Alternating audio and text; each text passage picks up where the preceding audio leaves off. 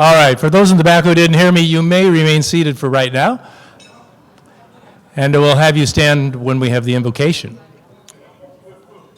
I would like to first welcome everyone today and also thank our greeters, Mary McFadden. Raise your hand, Mary, way in the back. And Wendy Hensley, somewhere over there as well, okay.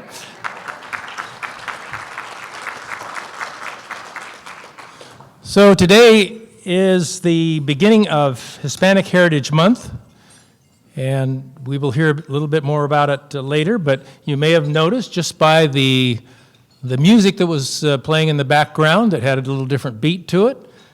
We had Oscar de Leon, Santana, Sergio Mendez, Brazil 66, Jennifer Lopez, and Santana again. So, and I think we're going to have a little bit more music with a beat. So, at this time, do I see Sonia? Oh, she's well trained, Sonia. It's the one. I'm the one who's not. Okay. That happens. That happens. What's happened to me a couple times on the bench. I'm like, so-and-so, are you here? And they're like, I'm right here. I'm like, okay, see you. So I know it's hard to see everybody. Okay, well, good afternoon, everybody. And I am just saying a few words to introduce our Latino Heritage Month. Starts today until October 15th. This is a month-long celebration where we as a country honor culture and contribution of our Latino community. So I'm proud to say our club is going to participate in that. Just to let you know, it was extended to this whole month of celebration by our former president, Ronald Reagan. He is responsible for extending the what started out as a day to a whole, or I'm sorry, it started out as a week by Lyndon Johnson to a whole month. So I'm really excited for the next month because you're going to hear from some of our Latino Rotary members. Today it will be Andy Lucero, and you will hear about history and culture, and I'm just really excited that we get to share with you. Our Latino community here in the Yakima Valley, you all know, is almost half of our population, or about half. Food is our language. We have wonderful food that we communicate with. And our music is extremely rich, and you're going to actually hear a little bit of music today. And we've been trailblazers here in the Valley. Not only are we the backbone of our agricultural community, but we've also thrived and supported this community with our own businesses. We have been in professional circles, very influential, and in, of course, government. So I'm excited. This is going to all culminate in the presentation on October 13th with my friend and colleague, Judge David Estudillo of the Western District of Washington. He was recently appointed by President Biden, and he is from Sunnyside. Parents were immigrants. They had a grocery store while he grew up in that area. Extremely accomplished. I went to a swearing-in a couple weeks ago, and he's already headed to be the chief judge in the Western District. So for all of you familiar with the federal court, that's a huge accomplishment. So I'm really excited. So let me introduce the music. Is that time for that? Okay. So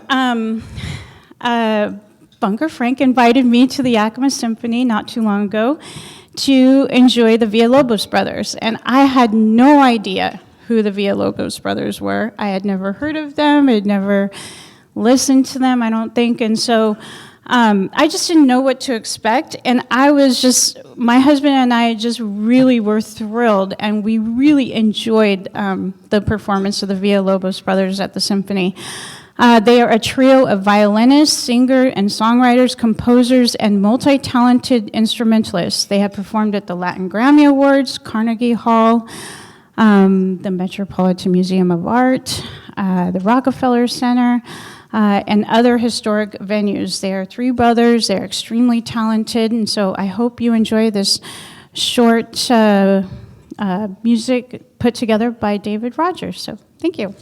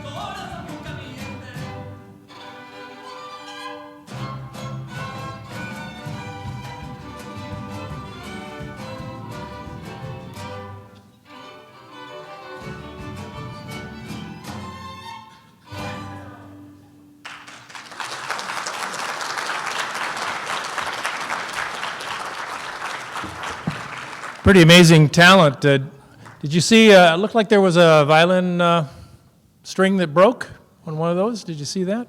Anyway, I thought I saw that. Can you imagine growing up or being the parents of those three boys just starting to learn the violin in their house? No wonder they're playing outside. Okay, let's see.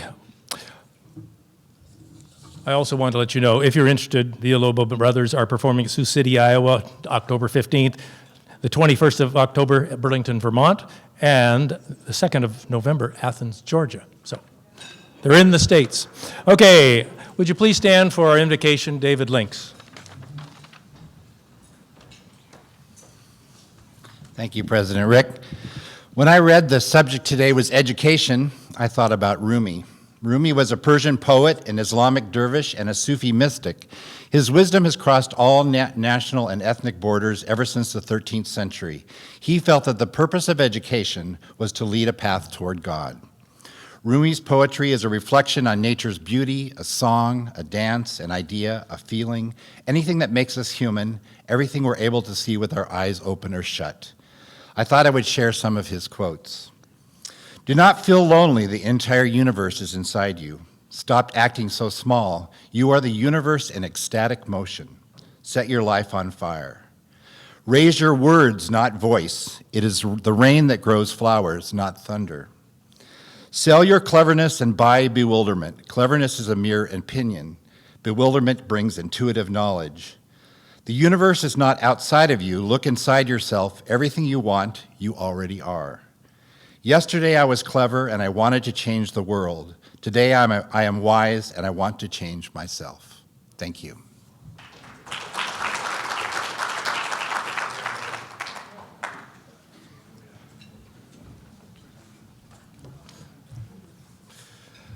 Well, now that everyone has seated themselves, I would like the guests that we have today to stand and be recognized and acknowledged. So if you are a guest today, would you stand and let us greet you?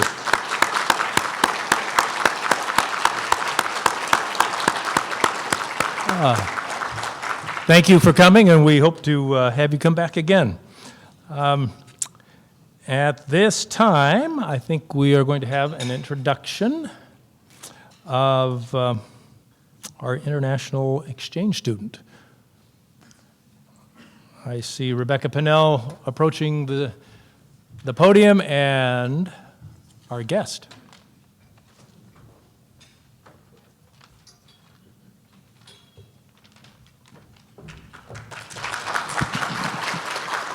Thank you, President Rick. I'm so excited that we have a foreign exchange student here with us today. We've been on a 2-year hiatus. I was nervous that would we even be able to make this happen with visas and all the work that it takes to getting exchange students here, but we do have our exchange students here, and I'd like to introduce you to our newest exchange student for Downtown Rotary. Her name is Suki Kiyoma. Suki's from Fukuoka, Japan, a town of 5 million people, just a little bit bigger than Yakima. And it's located about 1,000 kilometers south of Tokyo. For those of you unfamiliar with Youth Exchange, we are an international program where students age 14 to 18 are selected to live in a foreign country, attend school, and become fluent in their language and culture. Worldwide, there are some 7,000 students in the program, about 20 in our district, while here they live with 3 host families. Now imagine being 15 years old, Suki is 15, and having to travel halfway across the world by yourself, knowing that you won't see your family back home for 10 months. You'll be living with people you don't know, speaking a language you don't fully understand, and eating food that is difficult to recognize, and having to attend school. Suki, in the last few weeks, has done all of this. She's been brave, open to new experiences, and a top student. She even advised that last week she got an A on American history.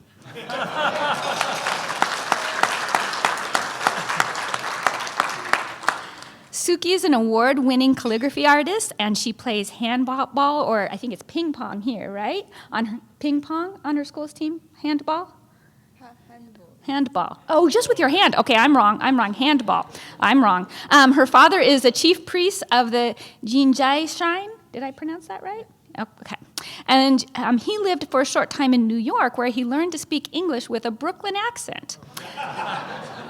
Suki's culture is very important to her, and she looks forward to sharing this with us during the next several months. And please join me with a Rotary welcome for Suki.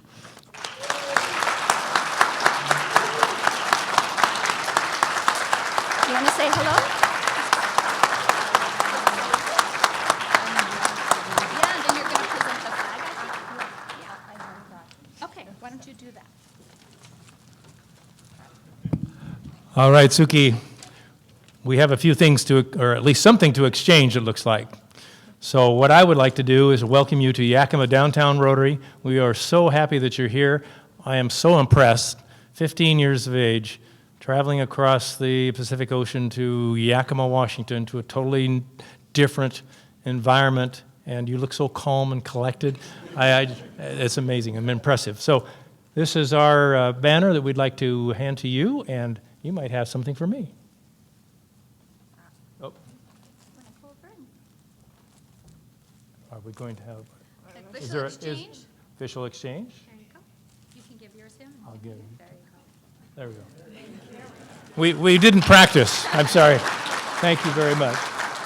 Also, you have your very own Rotary badge to wear for the duration of your time here, so that we all know who you are, though I see a pretty big badge there on your jacket. So I will let you put that one on. And that will remain here, right? It'll go into our badge box that's outside the door, and so when you come to a meeting, it'll be there for you. All right? So thank you very much.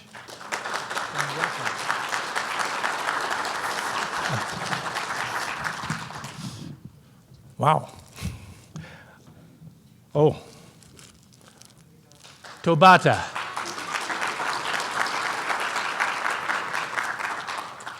I'm going to sneak in a quick announcement that came up at the last minute. It has to do with the Central Washington State Fair and the STEM building.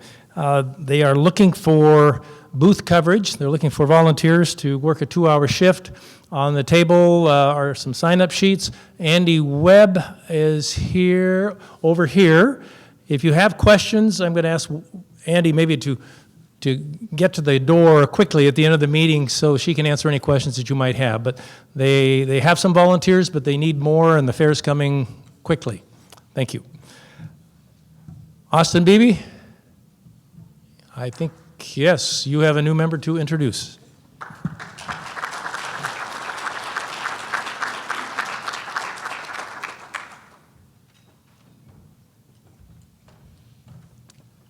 Well, I'm quite impressed. I didn't have the guts at 15 to go to another country and stay away from my family, so that's impressive. So welcome. That's amazing. That's really cool. So today I'm really proud to announce that Kayleen Stiles will be joining our Rotary Club. When I moved to Yakima about, 6 years ago or so, joined United Way and started volunteer there. We met each other, and I was working as a loaned executive. And she just welcomed me in, let me join the community, helped introduce me to some amazing people and some amazing companies, and let me give back to this new community that I helped join. So Kayleen's been for United Way for a little over 17 years, which is incredibly impressive. I'm not sure many people these days stay at a facility for that long. I mean, that's just impressive in and of itself. But we're really pleased to announce that the last 6 months she's taken up a new role as executive director. So that's just impressive. It was a really long time coming. We all knew she was going to do it, but finally she decided to take it. So we're really proud of her. As a board member now, I've graduated from loan executive to a board member at United Way. And it's just been so amazing to see her grow over the last couple years, see her progress in her career, become stronger as an individual and as a leader within our community, and just seeing the passion that she has for every single person, every single organization, and being able to allocate a lot of those funds to the people and the organizations that need it the most have just been really insightful, really impressive, and honestly have inspired me, so I appreciate that a lot. If you're looking to get more involved in United Way, please reach out to her. We're always looking for donations and volunteers. Short commercial there, but she's always happy to talk about it. So a little bit more about Kayleen personally. Born and raised in Yakima, that's why she's so committed to the Valley. In 2017, she married her husband, Craig. They have 4 children and 3 dogs, which sounds pretty crazy. So I'm glad I have quiet at home. I apologize for you. The family really centers themselves by getting out into nature and spending time up at Rimrock. They have a cabin up there. Kayleen is a little bit of an overachiever, though, because she did become the treasurer of the Rimrock Cabin Owners Association. So basically anywhere that she's placed, she decides just to entrench herself, become involved, and make sure that that community grows and is strengthened. So thank you for doing that, because I don't know who else is going to do it, right? Cool couple little tidbits about her. The most fun place she's ever gone was at the age of 17. So she took a couple of years after you. But with her dad, she traveled across England, Belgium, Germany, and Holland, which is pretty incredible. If your dad was anything like mine, we called it Bob's Big Fat Liar Guide Service. So I'm sure there's a lot of I meant to do that in those stories and in those trips, so I'd love to hear about that sometime. In 2019, Kayleen was featured in Yakima Herald's 39 Under 39, highlighting her contributions to Central Washington. So congratulations on that. And I'm waiting to hear another Yakima Herald newsletter on you. That'd be nice.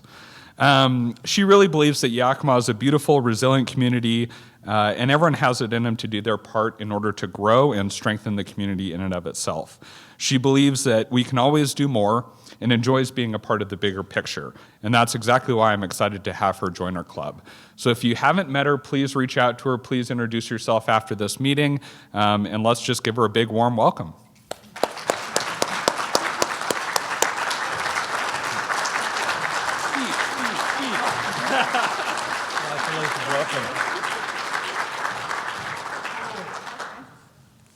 So Kayleen, did you bring your backpack with you? 'Cause we have a few things to fill it with. Okay. All right. We'll start with your red badge. This is a badge that you received today, but you'll have an opportunity through a process, Rotary education process, to get a blue badge. So I'll leave you with that. Here's the roster with all the information about your other fellow members that you can look at. This can go on your wall at United Way or anywhere else you please. Perfect spot for it. All right, perfect spot. And do you have a perfect spot for the Rotary license plate holder? Of course. Okay, there you are. Thank you. Thank you very much.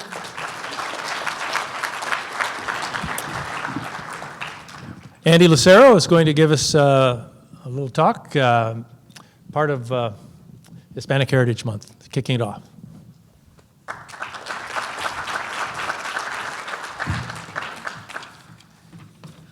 Good afternoon, Yakima Rotarians, and I just want to take this opportunity to thank you for this opportunity to tell my story.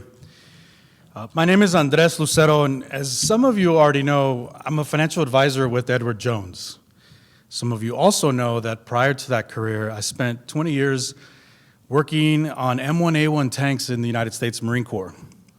So a couple of the questions I often get asked are, how are you not scared when you were forward deployed? My unit was part of the 1st Marine Division, which was led by General James Mattis, who's a local hero here in town. And we were part of the spear that led the push of American ground forces into Baghdad in 2003. So plenty of room to be afraid. The other question I often get is, how did you go from working on tanks to being in finance? To understand the answer to those questions, you first have to understand who my father was. Excuse me. Andres Lucero Sr. He was born in 1955 in the capital of Baja California, city by the name of Mexicali, Mexico. It's predominantly, they grew cotton in those times, and the area is a desert just off the coast of San Diego, on the other side of the mountain ridge there. It's guarded by a very famous hill called Sentinel Hill in the U.S., but in Mexicali it's known as El Cerro del Centinela. Many songs have been written about that hill, and it's very revered in our culture. Later in life, as a volunteer firefighter, my father was paired up with a volunteer nurse assistant who was on a vaccination campaign to the remote areas of the city. Shortly thereafter, they were married, and a year later, Mom hates when I say 9 months later, I, the first of 5 children, was born. My family immigrated to the United States when I was 2, so that would have made my parents 23 at the time. Again, a very young age for somebody to uproot and move to a new country and start a new life. My father had an uncle and a cousin who at the time they were working for a office manufacturing business in Los Angeles, and they helped him get a job there upon his arrival. Around 10 years later, the company decided that they were going to move to a new facility about an hour down the road from Los Angeles in Ontario, California. They had built a brand new facility. They were going to move all their equipment over there, and they were going to continue doing business there. So my father thought this was a perfect opportunity to finally purchase a home. We had been living in a 1-bedroom apartment up until that point. So we purchased a home and was living the American dream. As you can imagine, moving a company involves relocating a lot of heavy equipment, a lot of heavy machinery, and in the process of doing so, unfortunately, my father injured his back. So I'll sidetrack. Up until this point, I had grown up thinking that we didn't have money. Anytime I asked for something, the answer was no, we don't have money for that. I remember asking for a pair of Adidas. Some of you might remember the ones that had the big tongue that stuck out from your jeans. He simply refused at that time. And later he actually found, I believe it was a used pair at a swap meet. In LA, they have swap meets that take over an entire drive-in theater, and you just rows and rows and rows of vendors. And I proudly wore those shoes to school. By the time I was in junior high, British Knights had become the shoe that everybody wanted to wear. And so I remember dragging my father into a Foot Locker store and pointing them out. Dad, these are the ones everybody's wearing. Can I please have some? This time, there was a lesson to be had. How many hours do I have to work in order for me to purchase that pair of shoes for you? I get paid $9 an hour, so do the math. I believe there were $60 at the time, and so the math is 7 hours. I have to work 7 hours to make the money to purchase those shoes for you. Do you still want those shoes, son?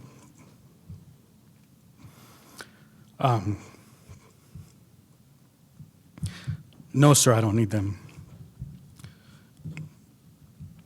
And I was trying to recall, but I think he actually ended up buying them for me because the lesson had been pushed through. I didn't know it at the time, but what he was teaching me was the value of money.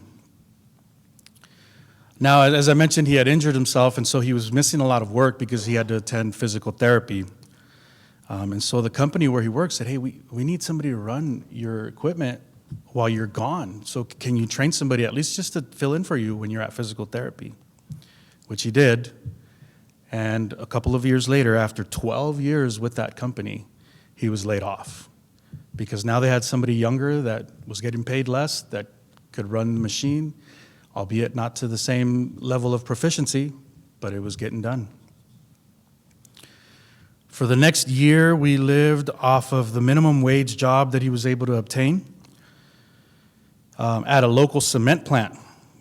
And he supplemented that income with the savings that he had accumulated. I realized then that we had money, he just didn't spend on unnecessary things. Having an emergency reserve was more important than keeping up with trends. After about a year, he decided to sell the house, which had actually appreciated fairly nicely in the 3 years that he owned it. We moved once again, this time back to the Imperial Valley, which is just on the U.S. side of Mexicali. He used the equity from his first home to purchase another home, which is now their forever home.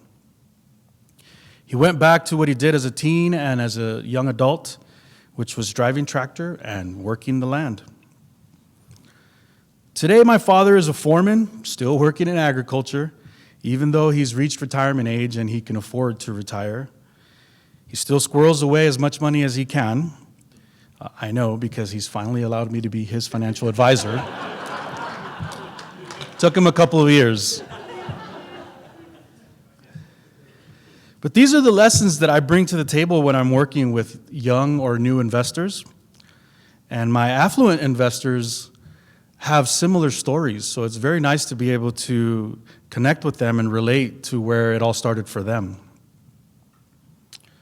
Once again, I want to thank you for letting me share the story of a young man who came to the U.S. in search of the American dream, achieved it, only to have the rug swept out from under him, get back on his feet, and persevere through adversity. May we all have the foresight to know that there are rainy days ahead and the fortitude to stand after being knocked down to continue the fight. Thank you again.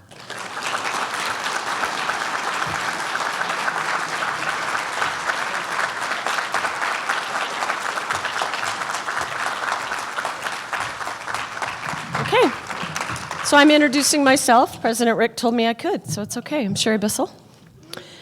We're saving time. So, Operation Harvest, people. You know, it was only a matter of time before I got up here and told you to sign up. So, on your tables, here it is. Sign-ups are on your tables. There's a lot of opportunity to help.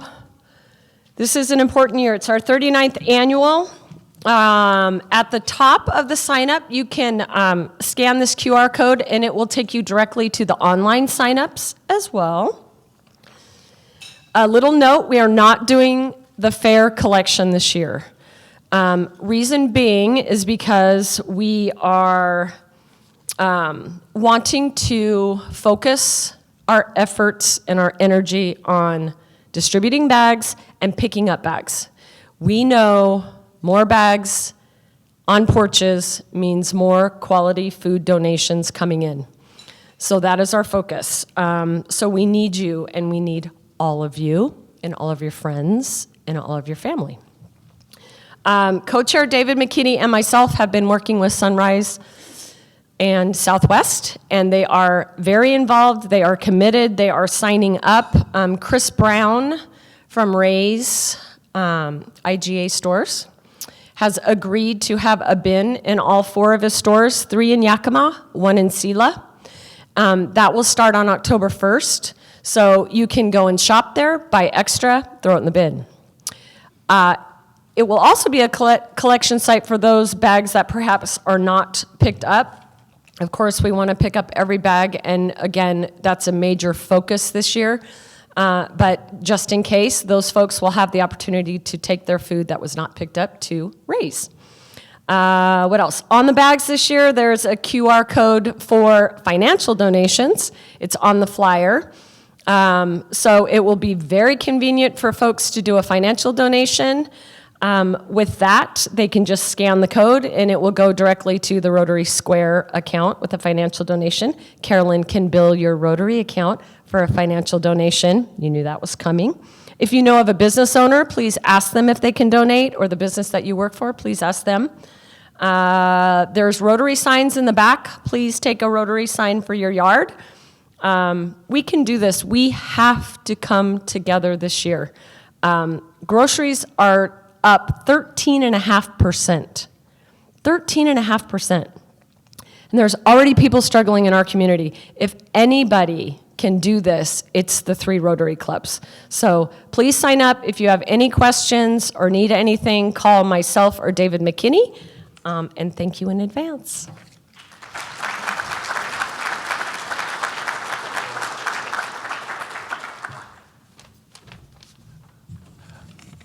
I just want to say, first of all, to Andy, what a moving presentation that was.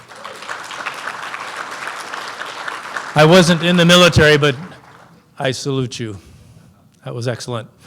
And thank you, Sherry, for leading the Operation Harvest Charge, because it's a big operation, and it's so needed, and it's so easy for us to participate in.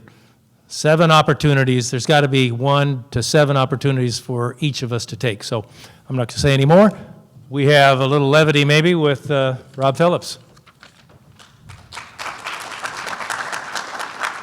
Thanks, Rick. We'll make this fairly quick. First of all, this is Sergeant at Arms. For you guests, this is where we raise a few dollars. So get your dollars out. Sergeant at Arms committee members, please up and collect the money.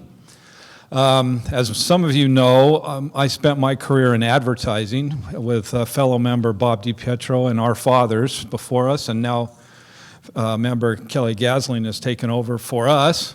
So advertising's been my life, and I've always kind of enjoyed the creative part of it. And I got to thinking about some of the old advertising slogans that used to be out there and wondered if anybody would remember some of them. So I thought, well, this would maybe be a good Sergeant at Arms test. So you're on the honor. I'll give you the advertising slogan. You try to remember what product it's for. And some of them are pretty old. Some of you younger Rotarians may not even have heard these. But anyway, this one's an easy one. Can you remember that one? If you can't remember it, pay $1. If you can, we'll go to the next one. You can remember that one, right, everybody?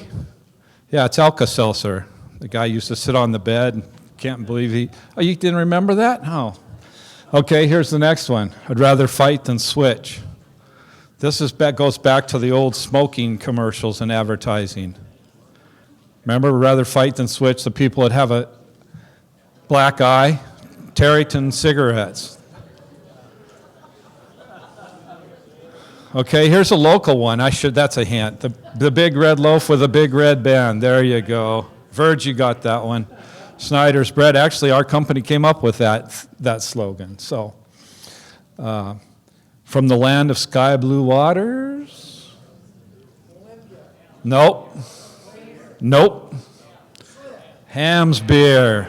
There you go. How about a silly millimeter longer? Remember that one? It's a cigarette, but which one?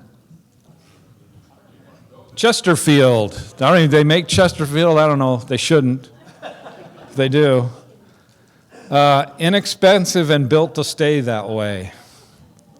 This is from about 1973. Anybody remember this one? Subaru.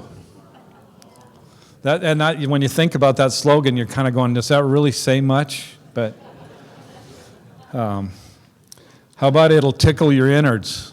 Any soda drinkers out there? I used to drink way too much Mountain Dew. A little dab will do ya. This is an easy one. Everybody remembers that one, right? Brill cream, exactly. That's kind of made a comeback with some of the hairstyles, not us that are losing our hair, but the beer that made Milwaukee famous. No, not Pabst. Slits. Good to the last drop. Coffee drinkers. Maxwell House. Ah. How about the pause that refreshes? That's an old one. It's a good one. It's Coca-Cola. Yeah. Oh, what a feeling. Remember the person jumping up in the air? Oh, what a feeling. Toyota. You've come a long way, baby. There you go. You got it. Virginia Slims. I know it's still kind of weird, isn't it? They're magically delicious. Lucky Charms. All right, that's your advertising lesson for today. Thank you.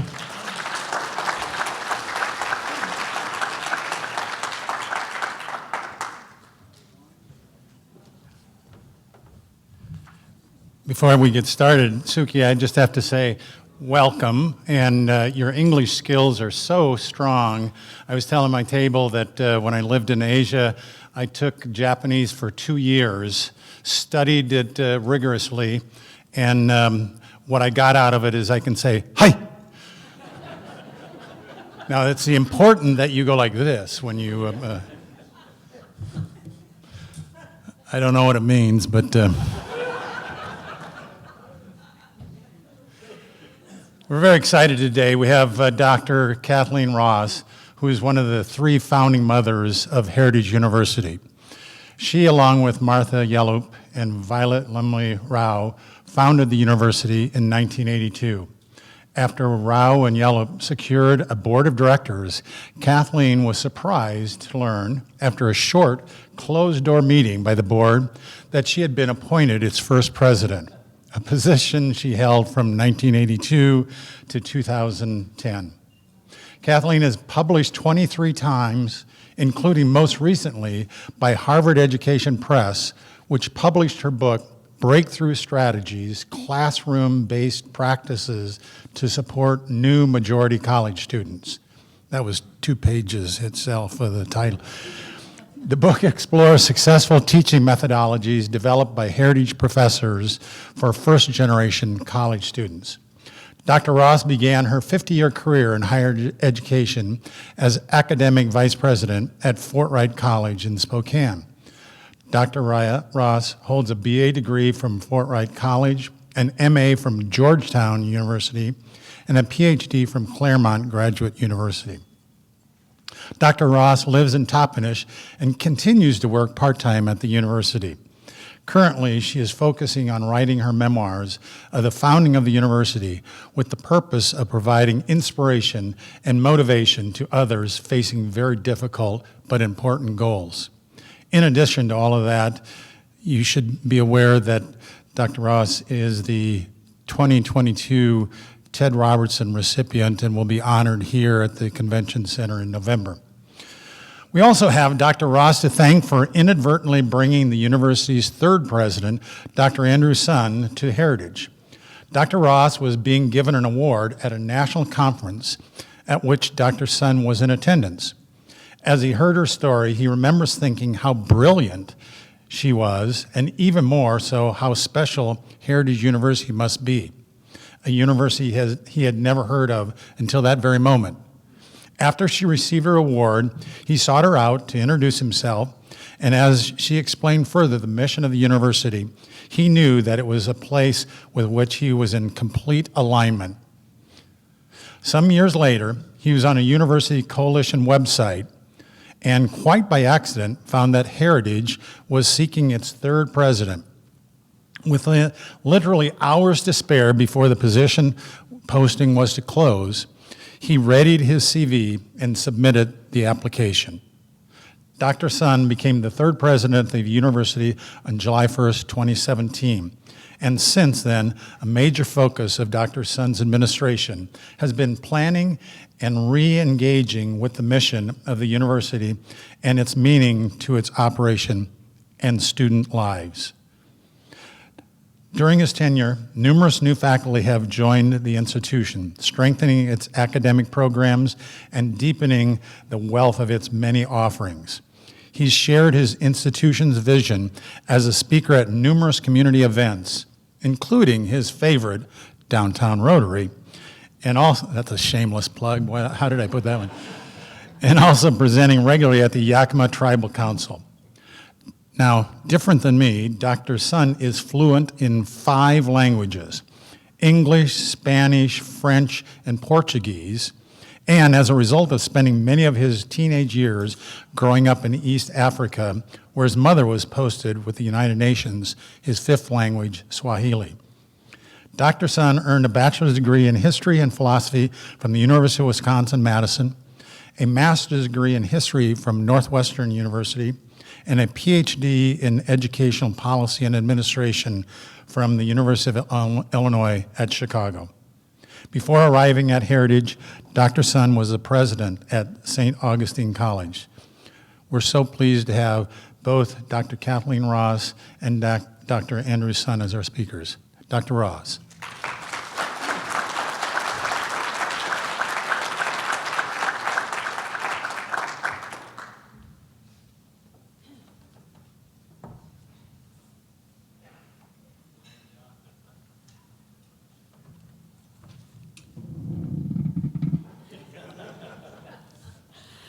Now it's at my level. It's so great to see everyone here today. Thank you so much for being here to help us celebrate the 40th year of Heritage University. Heritage, which developed the first four-year and master's degree institution of higher education in the Yakima Valley. I'm going to share a few little tidbits of our history, early history, and then I'm going to turn it over to Dr. Sund, who will talk a little bit more about the university today. Actually, Heritage started out as an outreach, or do we, okay, good. And what do I do something to? I found it. So, okay, thank you.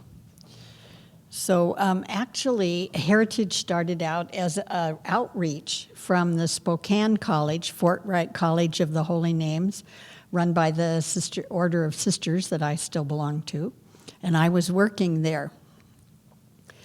Two Yakima women, Violet Rao and Martha Yallop, requested from us courses to be delivered in Toppenish. And we worked it out, and I orchestrated that for about 6 years. But then the Fort Wright board announced it would be shutting down in 18 months. Too many financial difficulties. Violet said to me, "You brought hope down here, and you can't take it away." Well, I said it wasn't my decision. So she and Martha started talking, and pretty soon they said to me, "Well, let's start our own college." And I said, "You're crazy." Martha said, "Tell us one thing we can't do." I thought of something hard. You would have to recruit community members, leaders with influence and money who are willing to be a board if you have a new college. You won't be able to do that. And I returned to Spokane to keep working. Meanwhile, they began recruiting, and it showed what a wonderful valley we have. They recruited amazing community leaders. I won't read you the whole list of 20, 25 people on that first board, but you'll recognize some names. Bishop William Skillstad, Yakima City Mayor Henry Beauchamp, Attorney Leonard Cockrell, County Commissioners Jim Whiteside and Graham Tollefson. They also recruited people from the lower valley, including the school superintendent, the Seafirst bank manager, a council member, Yakima tribe, and the White Swan Lumber Company owners, and many others. Now, when this board began meeting, as was already mentioned, without asking me, they elected me as the president. I have to say in my heart, I said, "Dear God, you aren't asking me to do this impossible job, are you?" And they all said, "Yes, yes, you're doing it, that's it."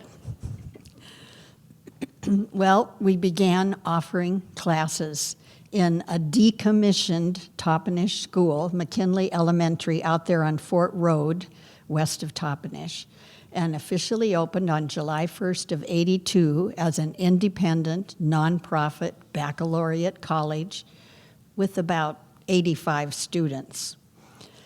The average age of the students was in the 30s, and most of them took classes in the evening so they could handle their jobs, their day jobs, and or their young families.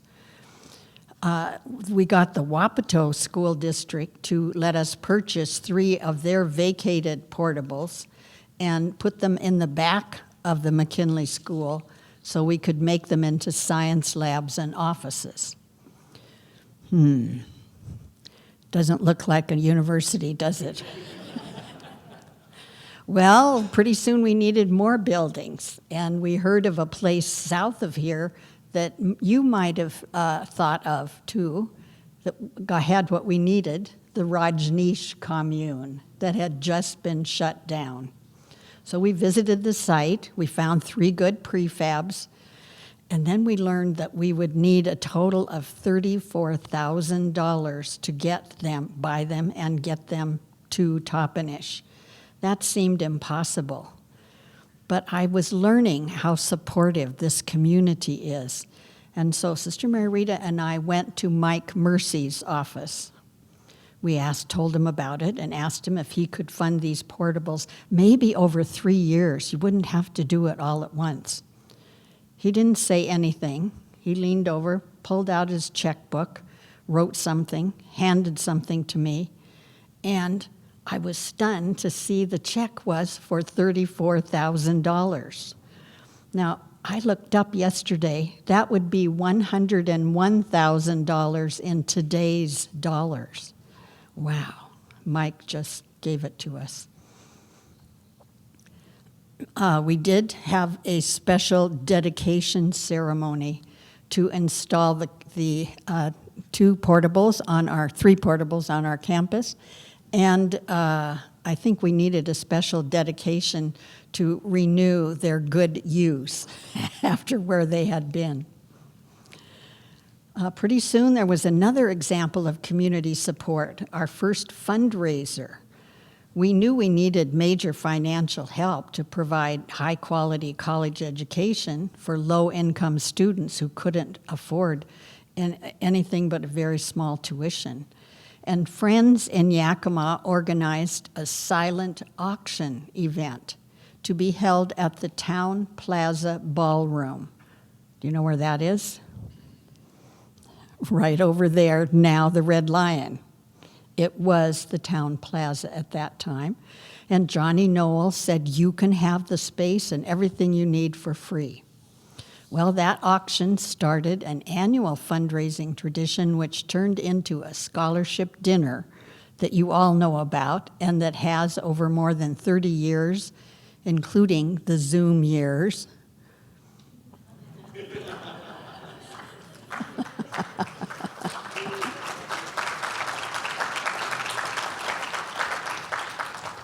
It's actually raised, if you put all those years of fundraising together, millions of dollars for our students, all for scholarships. Thanks, Virginia. So as Heritage grew, Seattle area leaders were added to the board, and one of them was an executive from a major bank in Seattle who at the board meeting suggested, well, Heritage needs to raise $5 million right away because we need to build a real library and computer labs and an academic skills center, especially a tutoring center for students who have no private space at home to study. Everyone was a little stunned at the amount, but the entire board went right with it, and they recruited a leading local person to conduct our first capital campaign, Jack Bloxam.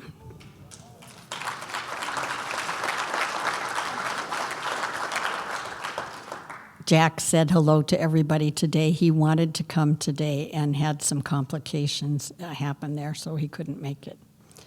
But he, at this time, in about 1989, he gathered a team, and their amazing venture was indeed successful. It allowed Heritage to build its first, what we called real building, which, oops. Am I going the wrong way? There it is. Okay, here we go. Our library, the Library Learning Center, up-to-date computer labs that opened in 1993. So as our enrollment grew, we also needed, and we knew, a student services center, and more donors made that happen. Heritage is always focused on providing high academic quality, and we gained early national visibility with a number of national foundations, like the Carnegie Foundation, the Alfred Sloan Foundation of Florida, Pew Charitable Trusts in Pennsylvania, and many more. This picture, as I was looking through, found the gentleman on the right is Alan Pfeiffer, the president of the Carnegie Foundation. And he was visiting campus, and we were eating in the old cafeteria. One example of Heritage's early national recognition was being chosen by the Andrew Mellon Foundation of New York as one of a small group of bachelor's degree colleges nationally receiving major funding so we could facilitate getting talented first generation to college students, help them finish their bachelor's degrees, go on to graduate school, earn doctorates, and become the next generation of college professors. 20 years later, we're still a part of this Mellon Mays program, and it is indeed successful, and I think Dr. Sund may mention some things we're celebrating about that. In 2004, Heritage College became Heritage University, and in 2008, we opened a new Arts and Sciences Center where this lady, many of you will recognize, Helen Jewett, paid all of the expenses for a elaborate nursing lab that has the latest computerized mannequins that students actually get to learn on and are used for our BSN program. Actually, Heritage is quite unique. We are one of only 2 universities nationally that are recognized by the federal government as both a Hispanic serving institution and a Native American serving institution. We have been, since the beginning, had a student body where more than 2/3 of the students are students of color, and 75% or more are undergraduates from families where no one has a college degree. We've been sharing our successful strategies at national conferences for many years, and our website has 14 3-minute videos available for free to share our ideas. Oops, sorry, pushing the wrong button there. We also summarized all these in a book on breakthrough strategies that was mentioned in the introduction, published by Harvard Education Press. The 3-minute videos are available on our website. You can find those by just looking for videos under Institute. Our students have had amazing opportunities, including summer paid internships, nationally recognized universities. This summer, they were at the University of Chicago, I think at Vanderbilt. They've been at Johns Hopkins, UCLA, and many others. Our Student Business Club is part of the National Enactus organization, and they have won many awards. This is the cabinet where the awards are exhibited on campus from the national meetings when they report on what they've done for the year.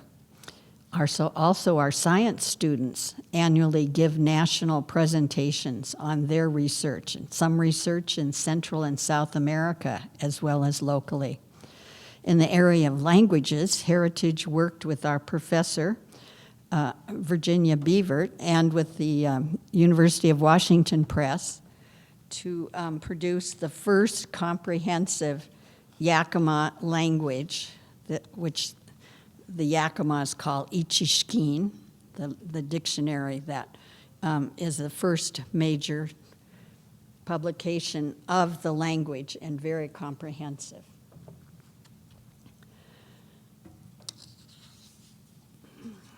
Well, I guess I've covered just a few of the highlights for me of the 40 years that we've been privileged to work with founding and developing Heritage University. But what I want to say to you today is you have been a part of our success, and you continue to be. And it's so exciting that some of our graduates are serving our valley, some in the state, some nationally. I don't know how many of our principals, superintendents, teachers are able to do that because they come from Heritage University's accredited, well-recognized programs in teacher education. And so they're able to do, I thought of this as Andy was telling us, that Now they are able to, which in 1982 wasn't really possible, they are able to look at their teachers and see people that look like them, and therefore they can imagine something that they could do, which wasn't possible before. So thank you again so much for your support, and I would love to turn this over to Dr. Sun. Should I hit the next one? Oh, is that okay? Yeah, you can leave it there. That's fine. Is that okay? Yeah, that's fine. Okay. Thank good. you. Well, good afternoon, everybody. And Bob mentioned that, what did you say, that this was my favorite place to make presentations? I'm not sure that I like to follow Sister Kathleen in any kind of situation. And if I have to say, additionally, the first time I spoke at this downtown Rotary was together with my predecessor, John Bassett. Again, I mean, not the most fun thing to be following such great people that led Heritage University. And I have to say that I am grateful to John that he was the second president, because that's a tough job to follow the founding president. I did not have to do that. But indeed, I'm very happy to be here. I'm very happy to be celebrating Heritage's 40th anniversary, to be part of this community, to be part of the Heritage community. And as I think about where we are now, which is a little bit my task, I was thinking, Heritage is very different now than it was 40 years ago. It's different in size and the people that work there. There's more buildings. There's many different things, but it's actually even different in spirit, in the way we think about the university ourselves.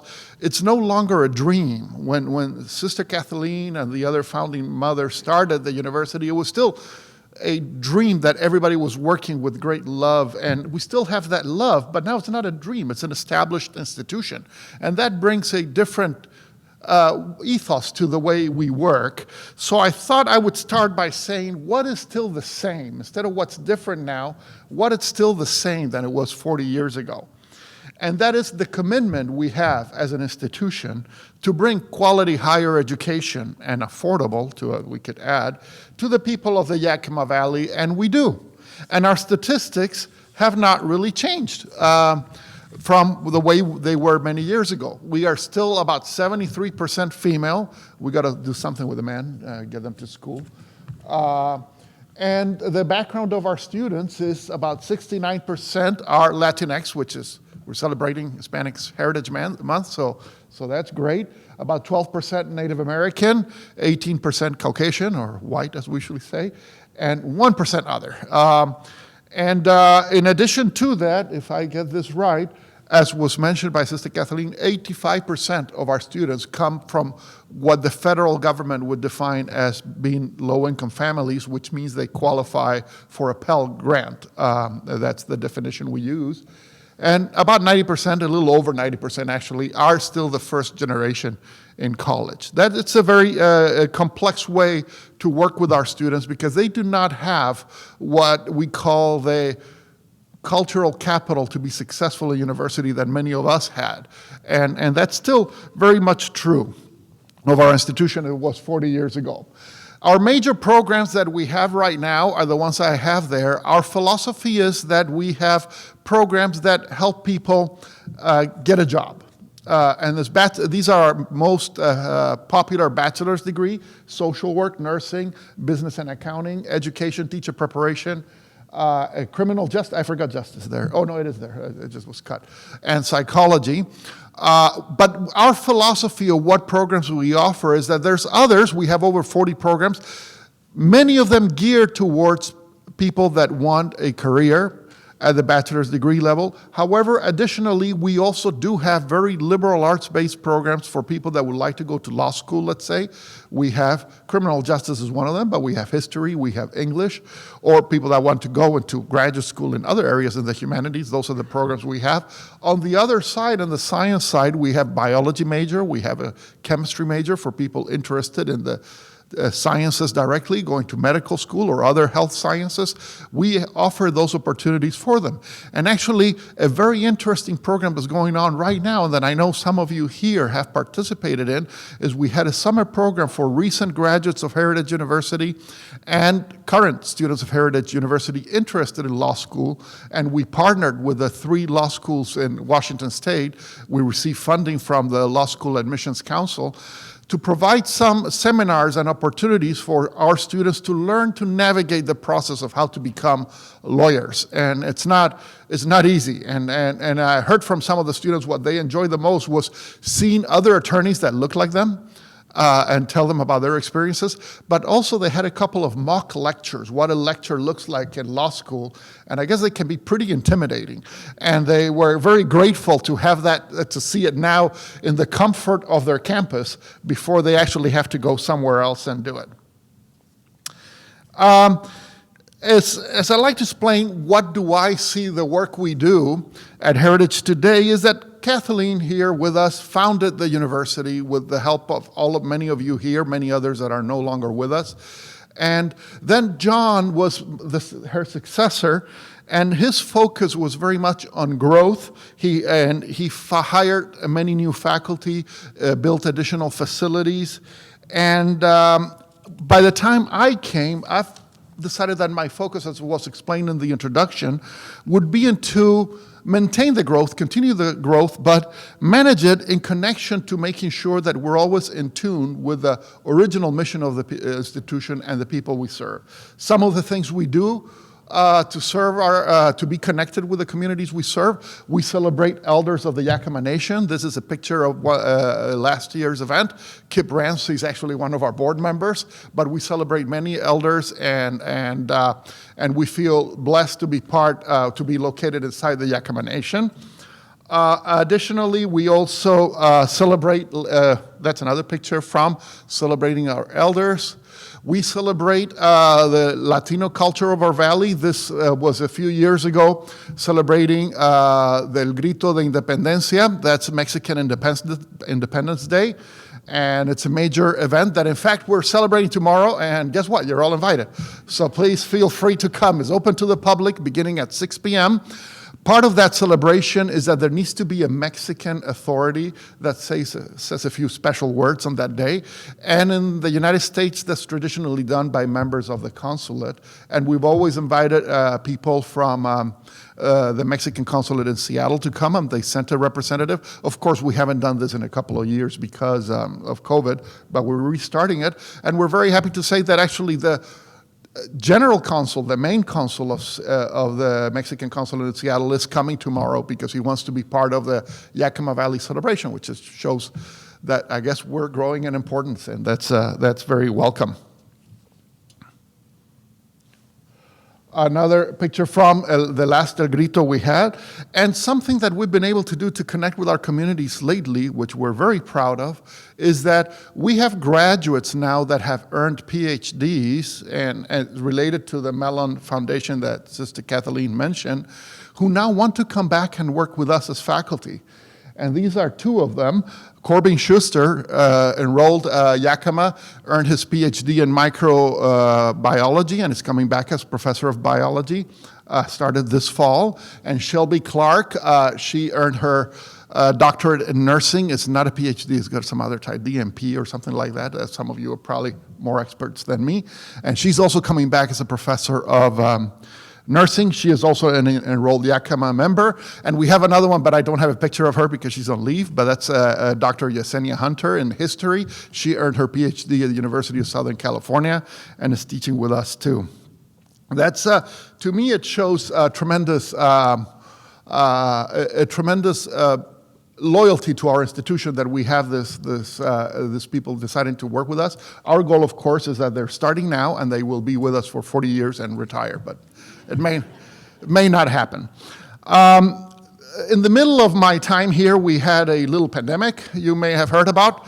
That really changed the way we worked for close to 2 years. We had to work remotely, and that's not easy for the population we serve.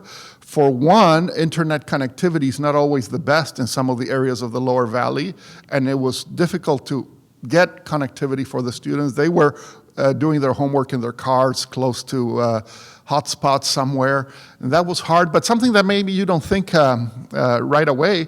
Another aspect of that made it really hard during the pandemic for our students is that they live in multi-generational homes with grandparents, parents, small siblings, their own children, and not very large homes. And a lot of noise, TVs, children playing, not necessarily the best places for intellectual work, and they really miss the opportunity to be on campus. But I don't want to focus too much. I really want to focus more on the pandemic, but focused on what's happened after. We're back on campus, and these are recent pictures of students happily in our cafeteria, showing what it looks like today. And we also had the opportunity just last Friday to celebrate our very first homecoming of the university, where we invited, we invited all our alumni, but we had about 200 come back, and it was a great event. And you may not recognize us there, but that is Sister Kathleen with a microphone. And further to the right, someone who could lose a little weight, that's me. But we had a wonderful time, and it's so great for us to be able to be back on campus and to continue with fulfilling our mission that way. We are, in other areas, we're still growing in our facilities. A major project right now that I could not find a recent picture, this is from a few months ago, but it's a new early learning center that we received a major donation, and we're very grateful for one of your members, but our staff, Dana Eliason, who's here, who really stewarded to get this donation to build a new early learning center, which now has walls and everything. I cannot find a picture quickly enough. It's very, very soon. We hope to open it right now. In fact, the delay right now is on the supply chain aspects, that we don't have all the materials we need for fire prevention, for it to be able to be licensed as an early learning center. But it's an important part of our mission to actually take care of the children of our students, staff, and the community in that space. And we actually have 2 more construction projects that will be coming. I don't have pictures because they're still in the future. One is a new science building, STEM building, that we received federal funding for, that's meant to be a state-of-the-art. We actually have good science facilities right now, but our students in that area are growing, and we're going to have a new state-of-the-art building with all the things that you need nowadays for science, STEM, for science and pre-engineering and other programs we have for those students. And perhaps less exciting, but some of the board members will know what I'm talking about. For years, we've been concerned about our wastewater. We actually, Heritage University out there in the hops fields we have several septic tanks right now, and that's not it's not a solution in the long term. So we've been for years looking for funding to build our own wastewater treatment plant. And it looks like we finally secured enough of it to be able to launch it. We're trying to re-engage with the engineers who had lost hope on us ever being able to do it. But I think we will be able to get that done, and that's fantastic. So to conclude, I'd like to say something a bit related to what Sister Kathleen, the way she concluded. Why are we successful? Your president, Rick, had a wonderful little video. I hope all of you said it when he visited campus last week, I believe, where it's amazing who could believe that there's a successful university in the middle of an agricultural area. We'd like to think that it's because we're very smart and we work very hard that it is successful, but it's not that. It's really not that. It's because we have a service that is valued in the community here. It's valued by the students that choose to come to Heritage University, and it's a service that's valued by the people of the Yakima Valley that have supported us, many of you right here, who have helped us shape that service. We exist as a university because we have all worked together in shaping what it is that we do. And we want to continue doing that. And the best example mentioned by Kathleen of how you have helped shape with your support is the scholarship dinner that we have every year, again, led by Dana Eliason. And I brought a few pictures of that because you may recognize yourself, some of you may recognize yourself there. That was our last year dinner. That's one of the major events in the Yakima Valley that we can raise that amount of money in one night.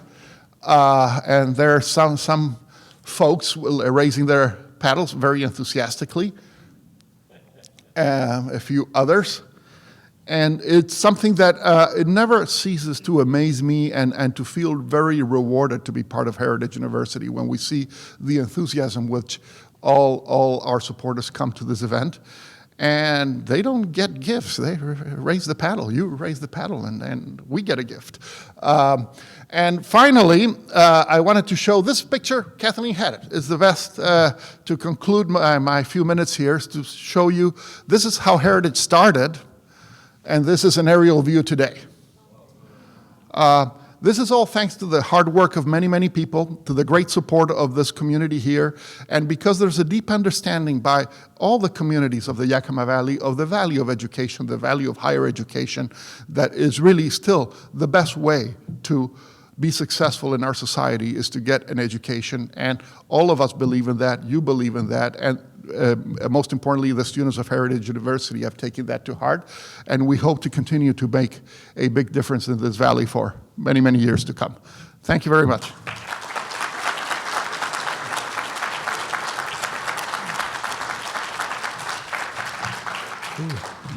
Well, thank you for a pretty amazing story.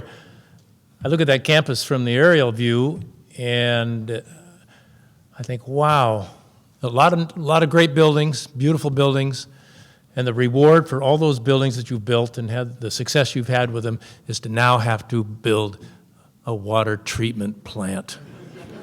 But great effort. Members of this club have participated. Oh, Kathleen has another comment to make. I just want to say, if any of you would like a tour of the campus, it's about a 25-minute drive from here down there, easy to get to. But if you would just speak to me or to Dr. Sun or Dana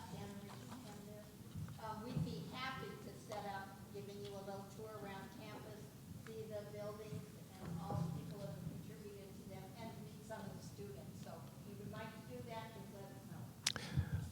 All right, an invitation to tour. You might, if you haven't been down there before, you might use Google Maps.